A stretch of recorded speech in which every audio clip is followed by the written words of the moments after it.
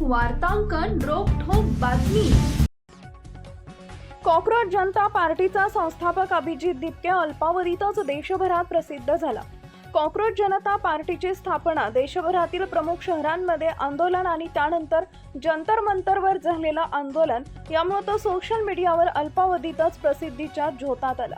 नीट paper leak प्रकरणी शिक्षण मंत्री धर्मेंद्र प्रधान यांच्या राजीनाम्यानंतर आता सगळीकडेच अभिजितची चर्चा होत आहे। एका मुलाखतीत अभिजितच्या वडिलांनी त्याचा अभिमान वाटत असल्याचं म्हटलंय। तसंच त्याला सारखा फोनही करता येत नसल्याची खंत व्यक्त केली आहे। अभिजित दिपकेचे वडील भगवान दिपके हे MIDCतून निवृत्त इंजिनियर आहेत। त्यांनी माध्यमांशी बोलताना सांगितलं की अभिजित आता मी देशाचा पुत्र असल्याचं सांगतोय। मी तुमचा एकट्याचा मुलगा नाहीये, मला सारखे फोन करायचं बंद करा। जंतर मंतरवर देशभरातून लोक येत आहेत आणि माझी काळजी घेत आहेत असं त्यानं आंदोलनावेळी सांगितलं होतं, असंही वडिलांनी म्हटलंय। अभिजितचे वडील म्हणाले की मला राजकारण फारसं माहित नाही। मुलानं माझ्या मनाविरुद्ध आंदोलन सुरू केलं तर सामाजिक कार्य करत असल्यानं नेहमीच काळजी वाटायची। धर्मेंद्र प्रधान यांनी मोठं मन दाखवलं।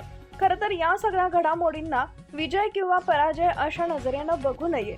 भारतात अभिजितनं अरविंद केजरीवाल यांच्यासोबत काम केलं। 2 वर्षाच्या त्या काळात राजकारण जवळून समजून घेतलं।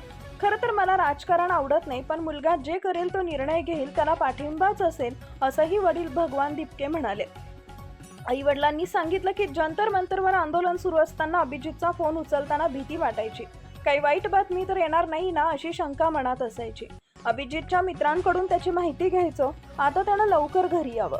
आंदोलनाला यश मिळाल्यानं आनंद आहे। गेल्या 2.5 महिन्यांपासून कुटुंब तणावात होतं।